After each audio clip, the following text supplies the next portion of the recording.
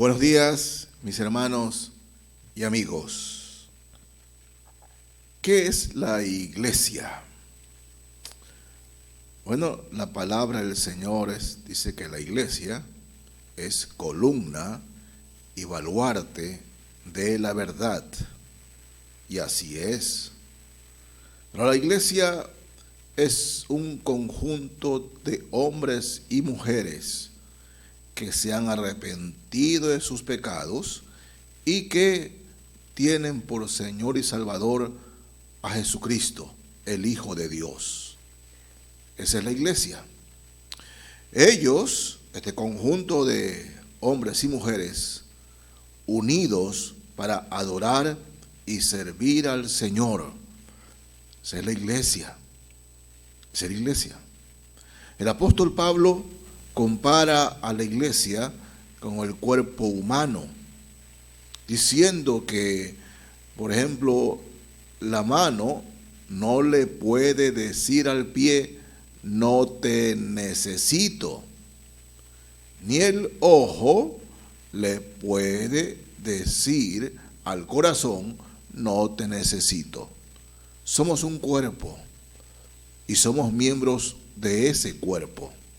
Y dice que cuando un miembro se duele, todos se duelen, todos.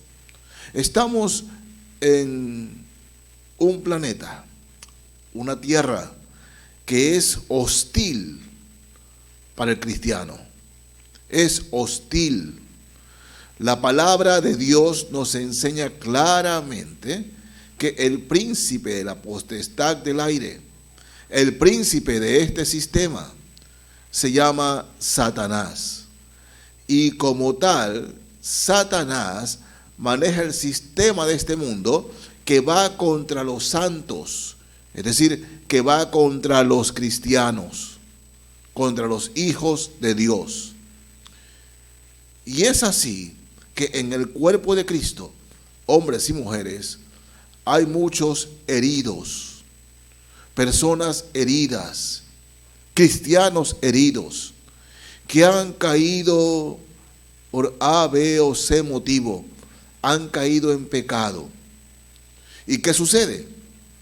Que la iglesia, nosotros los cristianos, entre nosotros debemos ser enfermeros, que cuando un cristiano o una cristiana caiga en pecado, debemos servir para levantar a ese caído, levantarlo, alentarlo. Es la enseñanza bíblica, levantarlo. Pero lastimosamente en la iglesia a veces hay mucho más sepultureros que enfermeros. Y es el gran problema hoy de la iglesia, que debe levantarse para ser luz y sal en este mundo. En medio de la iglesia hay personas que quieren ver caído a los demás para que no se levanten nunca. Quiero mostrarles por la palabra de Dios cuál es la conducta del Señor con el caído y también cuál debe ser nuestra conducta. Vamos a empezar por el apóstol Pedro. En el capítulo 26 del libro de Mateo, Mateo 26, miren, voy a leer desde el verso 69. Mateo capítulo 26 desde el verso 69. Así nos dice la palabra del Señor. Pedro estaba sentado fuera en el patio y se le acercó una criada diciendo: tú también estabas con Jesús el Galileo. Mas él negó delante de todos diciendo: no sé lo que dices. Y saliendo él a la puerta, le vio otra y dijo a los que estaban allí: también este estaba con Jesús el Nazareno. Pero él negó otra vez con juramento: no conozco al hombre. Un poco después, acercándose los que estaban por allí, dijeron a Pedro: verdaderamente también tú eres de ellos, porque aún tu manera de hablar te descubre. Entonces él comenzó a maldecir y a jurar: no conozco al hombre. Y enseguida cantó el gallo. Entonces Pedro se acordó de las palabras de Jesús, que le había dicho: antes que cante el gallo, me negarás 3 veces. Y saliendo fuera, lloró amargamente. Miren, Jesús le había advertido a Pedro: tú vas a caer, tú me vas a fallar. Y Pedro dijo: no, Señor, yo nunca te fallaré, nunca te fallaré. No, no, estás equivocado, Señor. Todos podrán fallarte, pero yo, tu amigo, no te voy a fallar. Sin embargo, Jesús le había dicho: antes que el gallo cante 2 veces, me negarás 3 veces. Es decir, apenas esté amaneciendo, apenas esté por salir el sol, ya tú me habrás negado, Pedro. Y Pedro dijo: no, no, no, no. Sin embargo, se cumplió. Lo que el Señor le advirtió a Pedro, se cumplió. Y cayó, le falló al Señor. Y cuando Pedro le dice: no, tú eres el que andaba con Jesús, Pedro se pone a insultar. Sí, a insultar. Yo no conozco al tal, al tipo ese yo no lo conozco, ¿no? Dijo de todo de Jesús, con tal de no ser arrinconados por aquellos que acusaban al maestro. Pedro negó, insultó, gritó, vociferó en contra de Jesús, en contra de Jesús. No conozco a tal hombre, no lo conozco. Y el Señor fijó los ojos en Pedro, y Pedro dice: lloró amargamente. A mis hermanos, he visto a cristianos que le han fallado al Señor y han derramado lágrimas por eso. Han derramado lágrimas, han llorado, así como Pedro, con amargura por haberle fallado al Señor. Pero ¿qué sucede? La iglesia no tiene un departamento para tratar de levantar a ese cristiano, a ese caído. No lo hace. A Pedro no lo levantaron los discípulos, lo levantó el mismo Señor. Se presentó ante Pedro después de resucitado varias veces y le dio indicaciones a Pedro: tú vas a apacentar mis ovejas.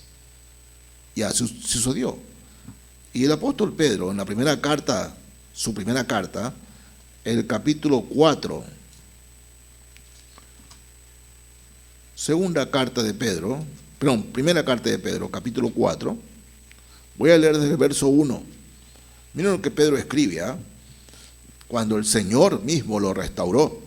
Primera de Pedro 4, desde el verso 1. Puesto que Cristo ha padecido por nosotros en la carne, vosotros también armaos del mismo pensamiento.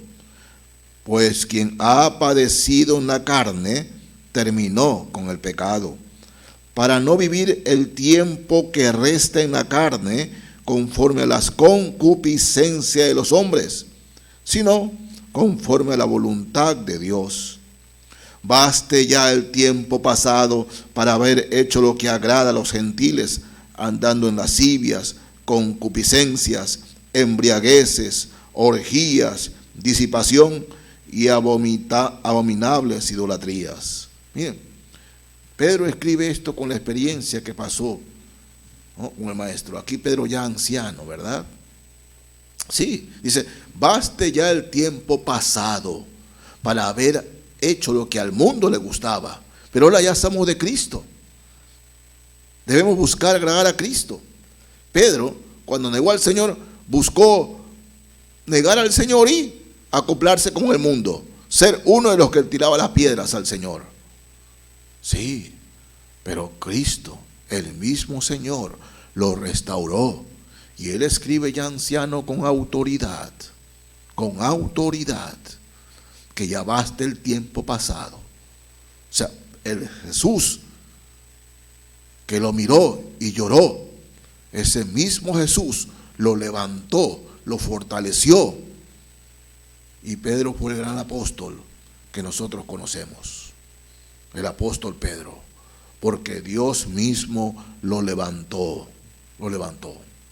Veamos otro caso. Ahora vamos al libro de Génesis, capítulo 12. Génesis 12. Nosotros conocemos a Abraham como el padre de la fe, ¿verdad?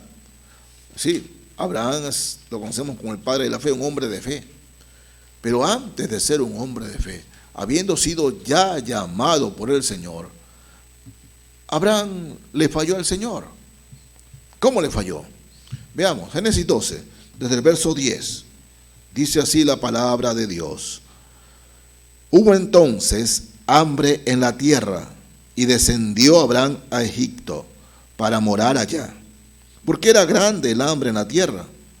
Y aconteció que cuando estaba para entrar en Egipto, dijo a Sarai su mujer: he aquí, ahora conozco que eres mujer de hermoso aspecto, y cuando te vean los egipcios dirán: su mujer es, y me matarán a mí, y a ti te reservarán la vida.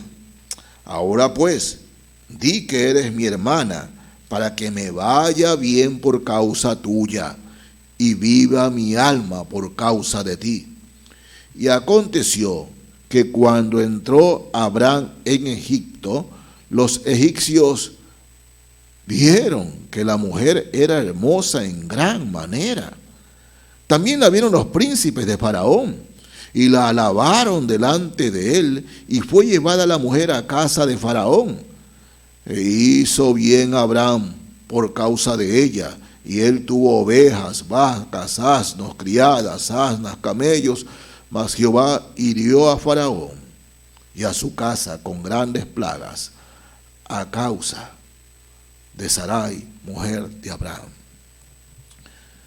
Bien, mis hermanos, por el miedo, no por fe, Abraham estuvo y entregó a su esposa para que su esposa adultere, fornique con los reyes.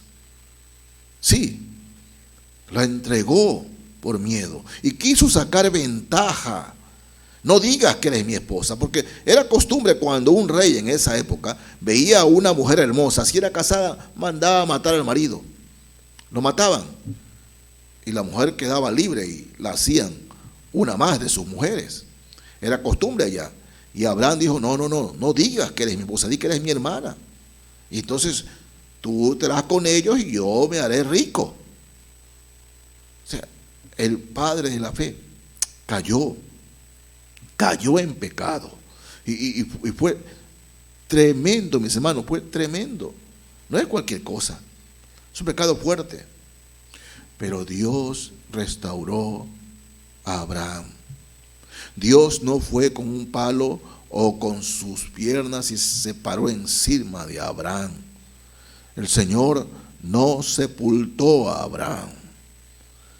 El Señor restauró y bendijo a Abraham. Lo bendijo grandemente. Miren, Génesis 25. Veamos cómo termina Abraham. 25. Leo aquí el verso 8. 25:8.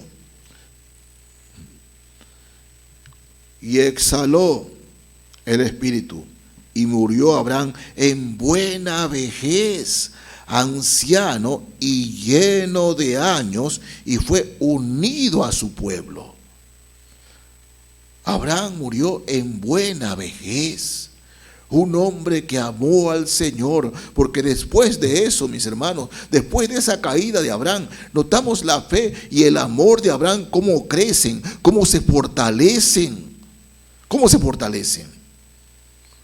Pero hoy en día, cuando un cristiano cae, Muchos se alegran que un cristiano o una cristiana caigan. Se alegran y se comparan. Mira en lo que cayó fulano de tal. Mira en lo que cayó fulana de tal. Nosotros no caímos en eso. Nosotros somos mejores que ellos. Es lo que muchos creen.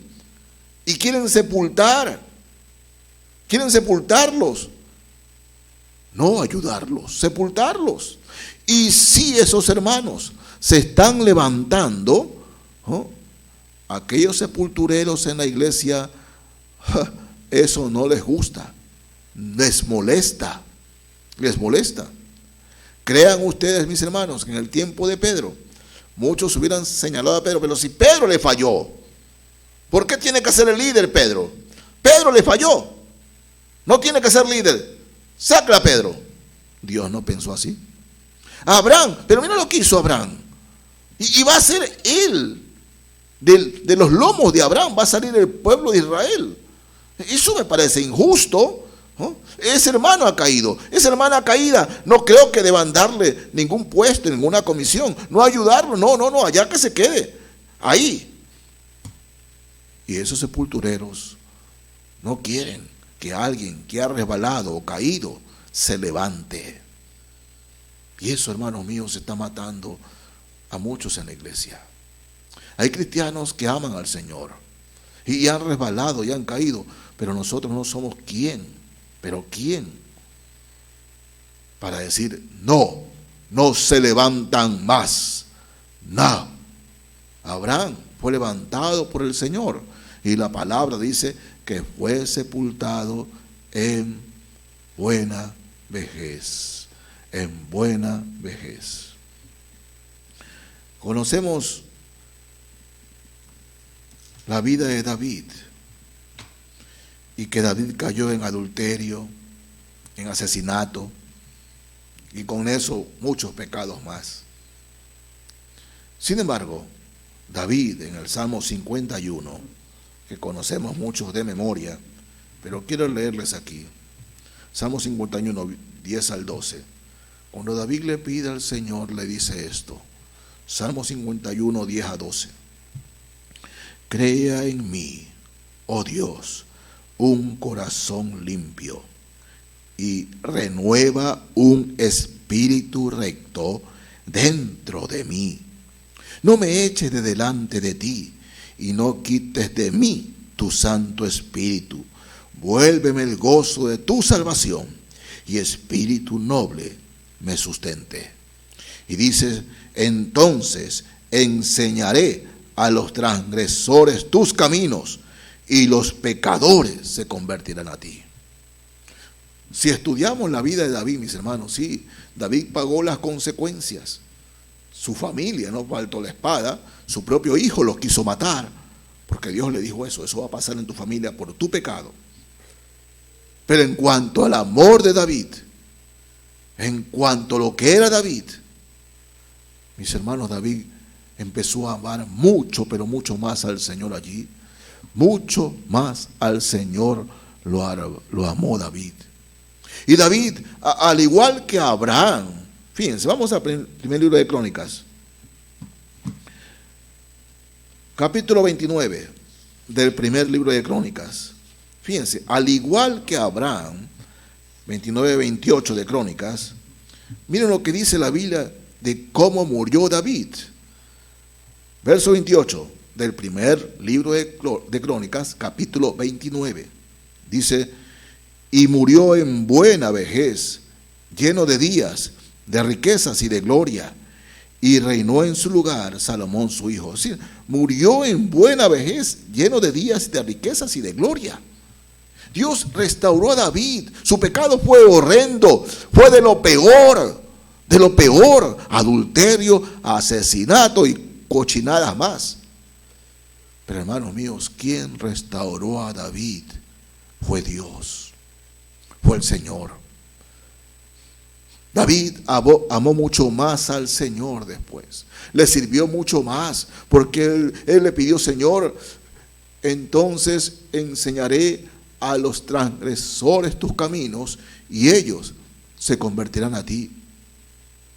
Mis hermanas, mis hermanos, tal vez estamos sepultando a personas que Dios quiere restaurar. Sí, personas que puedan servir muchísimo al Señor para su gloria y para su honra. Dios quiere levantarlos. Pero aquellos en las iglesias, los sepultureros, ¿no?, que son campeones para señalar y sepultar, no les gusta. No ahora.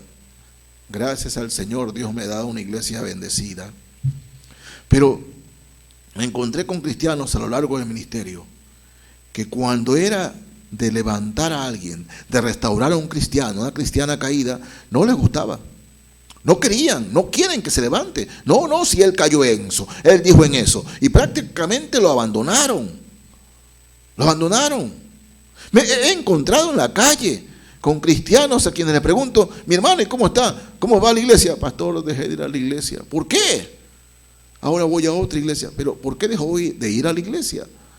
Porque ahí me señalaban, pastor, y sí, yo sé que hice mal, pero Dios me perdonó. Y simplemente me dejaron a un lado. Ahora estoy acá, sirviendo al Señor, sirviendo a la iglesia. Mis hermanos saben en lo que yo caí, pero me han ayudado, me han fortalecido, me han levantado. Mis hermanos en la fe, esa es la iglesia, ese debe ser la iglesia. No, hermanos, hay que desterrar los sepultureros y convertirnos en enfermeros. Fíjense, primera carta a los Corintios. Voy a leer aquí de la primera carta a los Corintios, capítulo 10. Sí, el verso 12. Primera a los Corintios 10, 12.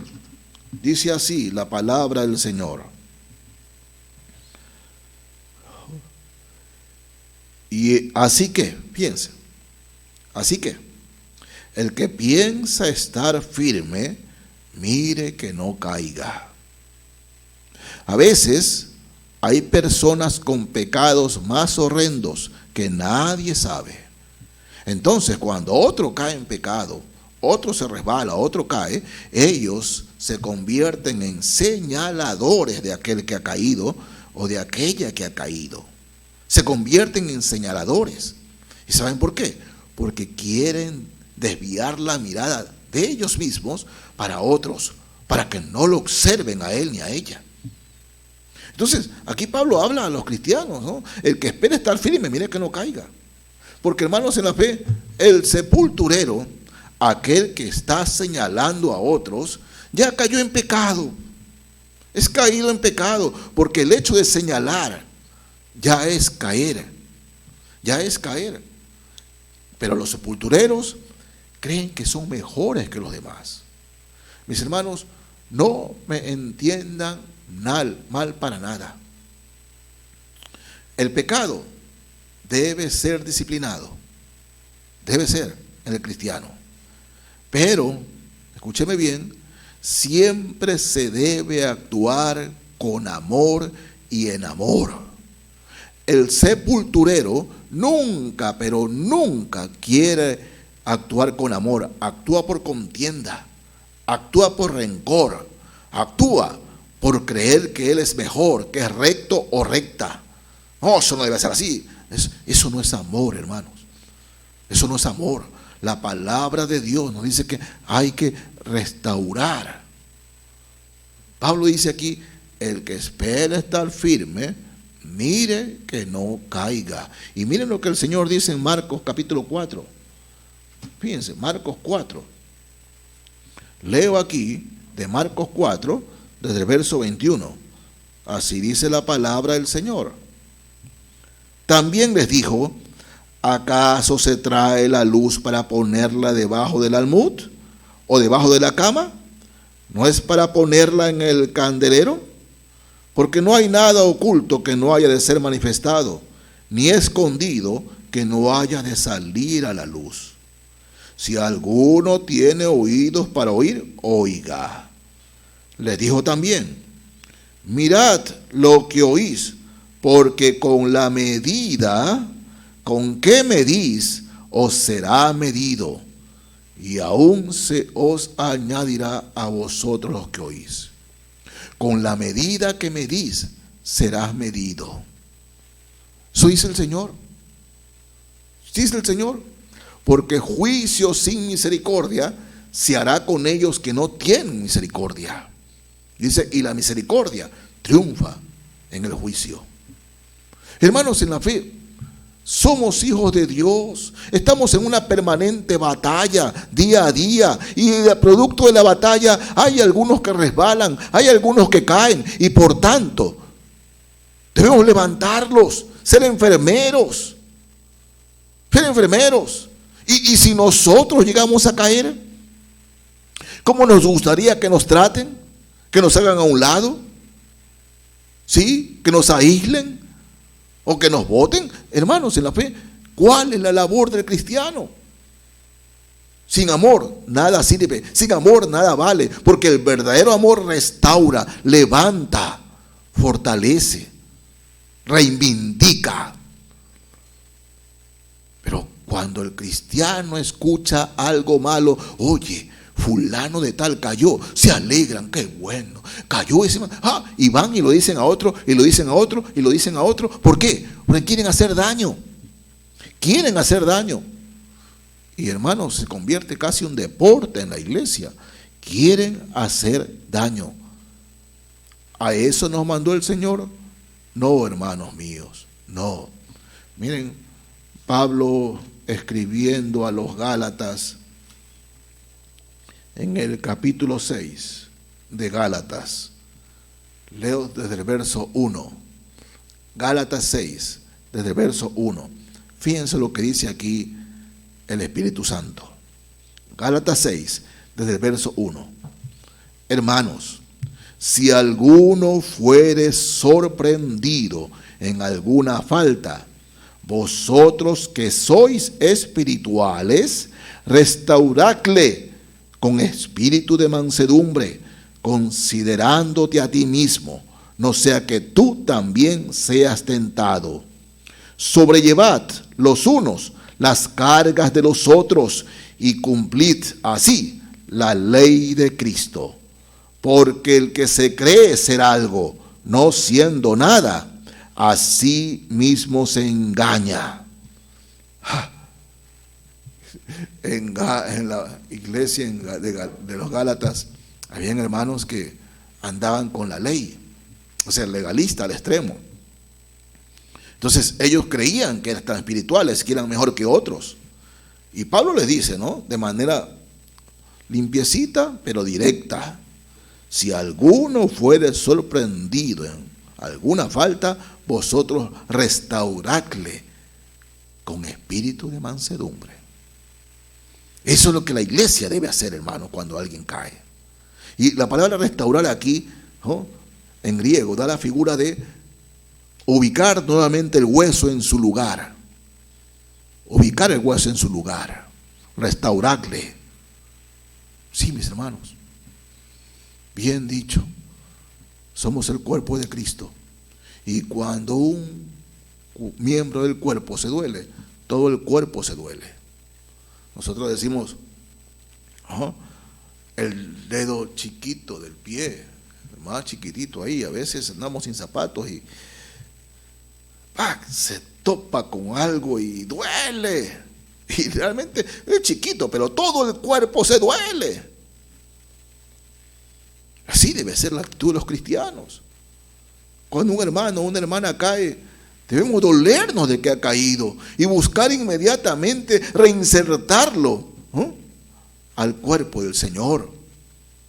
Sí, eso es lo que la palabra de Dios nos enseña aquí. Hermanos, si alguno fuere sorprendido en alguna falta, vosotros que sois espirituales, restauradle con espíritu de mansedumbre, considerándote a ti mismo, no sea que tú también seas tentado. Mis hermanos y hermanas, es difícil cuando un cristiano que ha caído se ha arrepentido de corazón, quiere levantarse, pero otros lo siguen señalando con un dedo. Es difícil, porque los que siguen señalando le siguen creando culpa a ese cristiano. Le sigue creando culpa a esa cristiana. Si Dios ya la perdonó, si Dios ya lo perdonó. Les he dicho a algunos hermanos, no importa que lo estén señalando. Si Dios ya perdonó su pecado, no importa que lo señalen. Usted levántese y dígale al Señor que le dé la oportunidad de seguir sirviéndole. Ustedes se imaginan si Abraham se encontraba con estos hermanos. Ustedes se imaginan si Pedro se encontraba con estos hermanos. Ustedes se imaginan que David se hubiera encontrado con estos hermanos. Ninguno de los tres hubiese llegado donde llegaron. Ni Abraham, ni David, ni Pedro. Pero hermanos, ¿quiénes somos nosotros para no saber que si aquel cristiano que ha caído, Dios lo quiere restaurar y subirlo más arriba que nosotros? Eso es el Dios. Pero hay hermanos que quieren hacer sentir culpables a los demás. Quieren hacer sentir culpables, y hay cristianos que sí, aún la culpa la tienen. Pero yo te digo, mi hermano, hermana, si tú caíste en pecado, si algo pasó en tu vida con el pecado, si te arrepentiste del pecado, límpiate de la culpa. Si el hombre te señala, si la mujer te señala, eso es problema de ellos. Pero si Dios te ha perdonado, no importa quién te señale. No importa, no interesa quién te señale. Porque es el perdón de Dios el que tenemos. Eso pasó con Abraham, con David y con Pedro. Dios lo restauró.